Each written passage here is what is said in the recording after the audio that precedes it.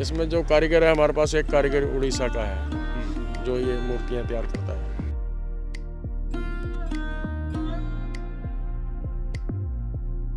ये शोभा है, शोभा बढ़ाने के लिए शोभा यात्रा होती है। तो हम आदमी तो बनाते नहीं है, तो हम मूर्तियाँ ही शुरू से बनाते हैं। हमने कभी आदमी को स्वरूप बना के नहीं बिठाया झांकी के ऊपर में।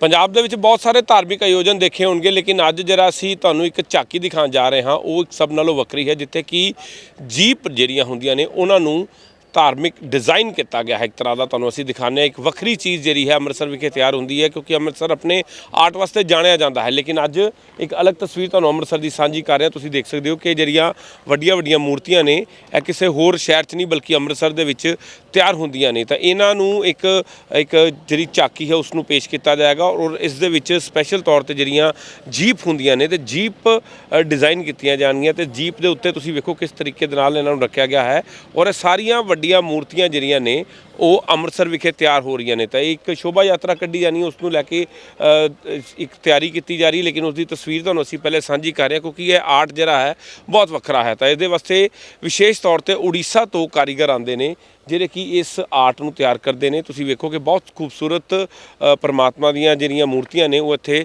ਤਿਆਰ ਕੀਤੀਆਂ ਗਈਆਂ ਨੇ। ਸਾਡੇ ਨਾਲ ਮਹਾਰਾਜ ਜੀ ਮਹੰਤ ਜੀ ਮੌਜੂਦ ਨੇ ਜਿਨ੍ਹਾਂ ਨੇ ਜਿਹੜੀ ਸ਼ੋਭਾ ਯਾਤਰਾ ਕੱਢੀ ਜਾਣੀ ਹੈ। ਮਹੰਤ ਜੀ, ਕਿਵੇਂ ਤੁਹਾਡੇ ਮਨ 'ਚ ਆਇਆ ਕਿ ਤੁਸੀਂ ਇਸ ਤਰ੍ਹਾਂ ਦੀ ਜਿਹੜੀ ਇੱਕ ਅਲੱਗ ਚੀਜ਼ ਪੇਸ਼ ਕੀਤੀ ਹੈ, ਕਿਉਂਕਿ ਦੇਖ ਰਹੇ ਆ ਕਿ ਜੀਪ ਦੇ ਉੱਤੇ ਤੁਸੀਂ ਇਹਨਾਂ ਨੂੰ ਮੂਰਤੀਆਂ ਨੂੰ डिज़ाइन किया है? ये तो बाबा लाल जी की प्रेरणा ही हुई है, तो ऐसा आयोजन कर रहे हैं। और ये आयोजन 10-15 साल से तकरीबन ये जीपों के ऊपर में बना रहे हैं। पहले रथ वगैरह होते थे, घोड़ी बग्गियाँ होती थी, उसमें शोभा यात्रा निकालते थे। तो बाबा लाल दयाल जी महाराज जिन्होंने 300 वर्ष अपना शरीर रखा, सिद्ध संत थे, रामानंदी संप्रदाय के स्तंभ थे। तो बाबा लाल दयाल जी महाराज का जयंती महोत्सव माघ कृष्ण पक्ष की दूज को मनाया जाता है। इसी दिन बाबा लाल जी का जन्म हुआ था। कसूर जो पाकिस्तान में रह गया है, पंजाब के थे बाबा लाल जी।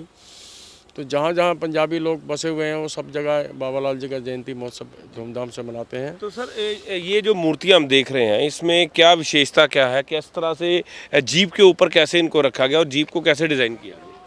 जीप को तो प्लेटफार्म बना करके जीप के ऊपर तो ये उसी के ऊपर मूर्तियाँ बनाते हैं। तो ये जीप के ऊपर ही बनी हुई है।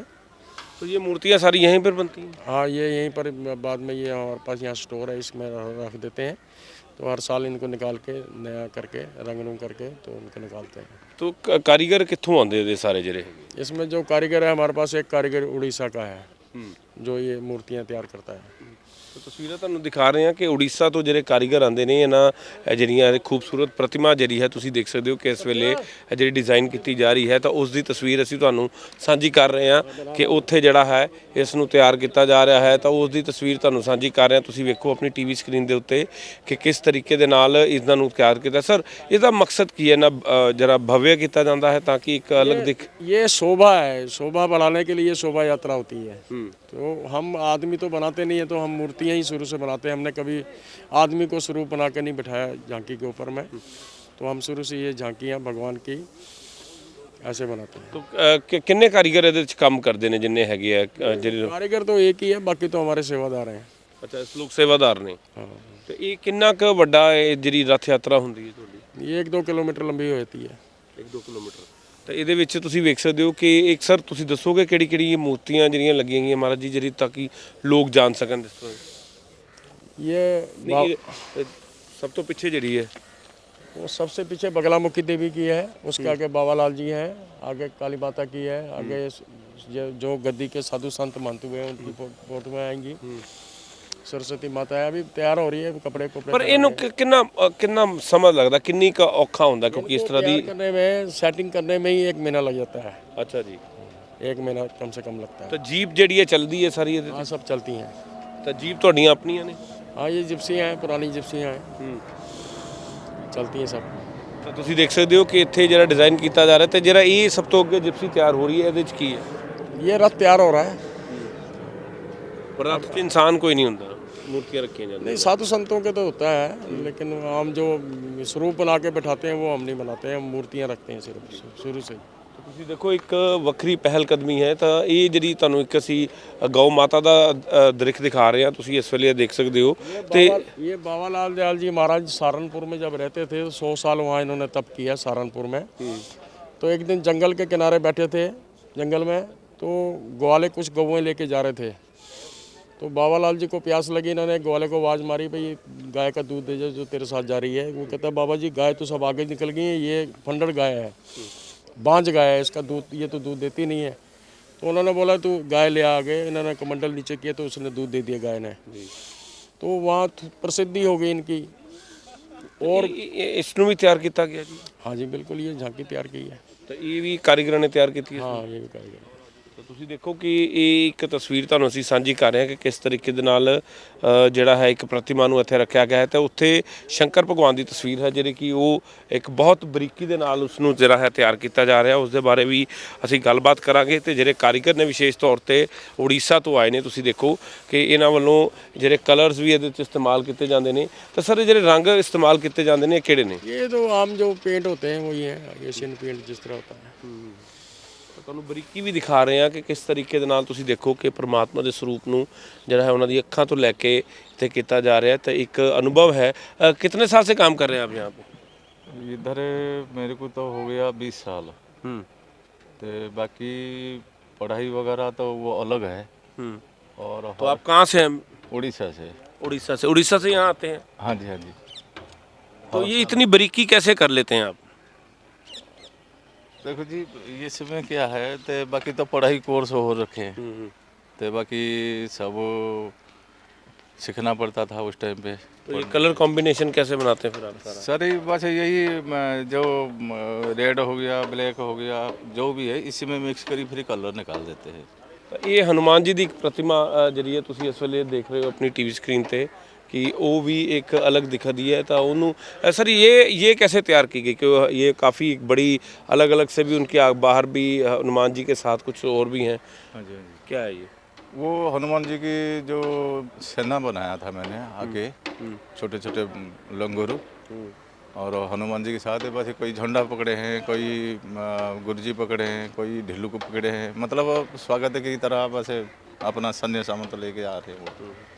ਤਸਵੀਰ ਤੁਹਾਨੂੰ ਅਸੀਂ ਇੱਕ ਅਲੱਗ ਤੁਹਾਨੂੰ ਝਾਕੀ ਦਿਖਾ ਰਹੇ ਹਾਂ ਜਿਹੜੀ ਕਿ ਰੱਥ ਯਾਤਰਾ ਕੱਢੀ ਜਾਣੀ, ਲੇਕਿਨ ਉਸ ਨੂੰ ਕਿਸ ਤਰੀਕੇ ਨਾਲ ਬਾਖੂਬੀ ਤਿਆਰ ਕੀਤਾ ਗਿਆ ਹੈ। ਤਾਂ ਤੁਸੀਂ ਦੇਖੋ ਕਿ ਜਿਹੜੀ ਜਿਪਸੀਆਂ ਨੇ ਜਿਹੜੀ ਇਹ ਜਿਪਸੀ ਨੂੰ ਥੋੜਾ ਹੈ ਮੋਡੀਫਿਕੇਸ਼ਨ ਕੀਤੀ ਗਈ ਹੈ ਤਾਂ ਉਸ ਨੂੰ ਜਿਪਸੀ ਰੱਖ ਕੇ ਜਿਹੜਾ ਹੈ ਇਸ ਦੇ ਉੱਤੇ ਇਹਨਾਂ ਪ੍ਰਤਿਮਾ ਨੂੰ ਰੱਖਿਆ ਗਿਆ ਹੈ, ਮੂਰਤੀਆਂ ਨੂੰ ਰੱਖਿਆ ਗਿਆ ਹੈ। ਤਾਂ ਮੂਰਤੀਆਂ ਜਾਣਗੀਆਂ ਤਾਂ ਅਸੀਂ ਹੋਰ ਜਾਣਕਾਰੀ ਹਾਸਿਲ ਕਰਾਂਗੇ। ਤਾਂ ਕਿਸ ਦਿਨ ਸ਼ੋਭਾ ਯਾਤਰਾ ਕੱਢੀ ਜਾਏਗੀ ਤੇ ਕੀ ਲੋਕਾਂ ਨੂੰ ਤੁਸੀਂ ਅਪੀਲ ਕਰਨਾ ਚਾਹੁੰਦੇ ਹੋ?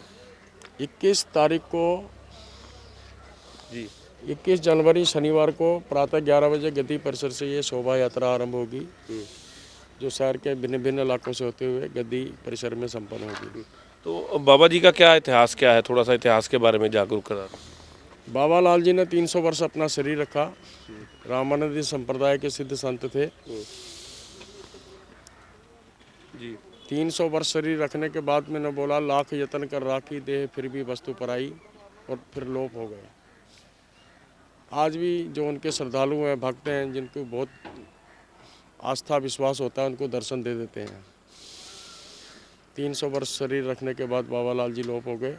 प्राय हिंदुस्तान में बाबा लाल जी की गद्दियाँ हैं, सारे हिंदुस्तान में, हिंदुस्तान से बाहर भी इनके अनुयायी भक्त हैं जो इनका जयंती महोत्सव बड़ी धूमधाम से मनाते हैं। 23 तारीख को इनका जयंती महोत्सव है जो सारे दिन गद्दी परिसर में मनाया जाएगा। सभी सेवकों को, श्रद्धालुओं को सादर आमंत्रित किया जाता है इस आयोजन में आए, बाबा लाल जी का आशीर्वाद प्राप्त करें, खुशियाँ प्राप्त करें। ਜੀ ਤਾਂ ਤੁਸੀਂ ਦੇਖਿਆ ਕਿ ਇਸ ਇੱਕ ਅਨੋਖੀ ਪਹਿਲ ਕਦਮੀ ਦੀ ਤਸਵੀਰ ਤੁਹਾਨੂੰ ਸਾਂਝੀ ਕੀਤੀ ਹੈ ਕਿ ਕਿਸ ਤਰੀਕੇ ਦੇ ਨਾਲ ਮੂਰਤੀਆਂ ਜਿਹੜੀਆਂ ਹੈ ਅੰਮ੍ਰਿਤਸਰ ਵਿਖੇ ਬਣਾਈਆਂ ਜਾਂਦੀਆਂ ਨੇ ਤੇ ਖਾਸ ਤੌਰ ਤੇ ਉੜੀਸਾ ਤੋਂ ਕਾਰੀਗਰ ਆਉਂਦੇ ਨੇ ਜਿਹੜੇ ਇਹਨਾਂ ਮੂਰਤੀਆਂ ਨੂੰ ਤਿਆਰ ਕਰਦੇ ਨੇ। ਤੇ ਇਹਨਾਂ ਨੂੰ ਕਿਹਾ ਕਿ ਉਹਨਾਂ ਨੇ ਕਿਹਾ ਕਿ ਸਾਡਾ ਇੱਕ ਆਰਟ ਹੈ ਜਿਸ ਨੂੰ ਅਸੀਂ ਦਰਸਾਉਣ ਵਾਸਤੇ ਆਉਂਦੇ ਨੇ, ਔਰ ਖਾਸ ਕਰਕੇ ਜਿਹੜੀਆਂ ਜੀਪ ਹੁੰਦੀਆਂ ਨੇ, ਜੀਪ ਨੂੰ ਜਰਾ ਹੈ ਮੋਡੀਫਿਕੇਸ਼ਨ ਕੀਤੀ ਜਾਂਦੀ ਹੈ ਤੇ ਉਹਦੇ ਤੇ ਇਹਨਾਂ ਮੂਰਤੀਆਂ ਨੂੰ ਰੱਖਿਆ ਜਾਂਦਾ ਹੈ ਜਿਹਦੀ ਕਿ ਝਾਕੀ ਨਿਕਾਲੀ ਜਾਂਦੀ ਹੈ। ਤਾਂ ਇਸ ਖੂਬਸੂਰਤ ਆਰਟ ਦੀ ਇੱਕ ਤਸਵੀਰ ਅਸੀਂ ਤੁਹਾਡੇ ਸਾਹਮਣੇ ਪੇਸ਼ ਕੀਤੀ ਹੈ। ਤਾਂ ਉਮੀਦ ਕਰਦੇ ਹਾਂ ਕਿ ਇਸ ਵਾਰ ਜਿਹੜੀ ਝਾਕੀ ਨਿਕਲੇਗੀ ਜਾਂ ਜਿਹੜੀ ਰਥ ਯਾਤਰਾ ਨਿਕਲੇਗੀ ਉਸ ਦੇ ਵਿੱਚ ਹੈ ਕਿ ਖਿੱਚ ਦਾ ਕੇਂਦਰ ਹੋਣਗੀਆਂ। ਕੈਮਰਾਮੈਨ ਅਜੇ ਦੇ ਨਾਲ ਸੁਮਿਤ ਖੰਨਾ, ਗ੍ਰੇਟ ਪੰਜਾਬ TV, ਅੰਮ੍ਰਿਤਸਰ।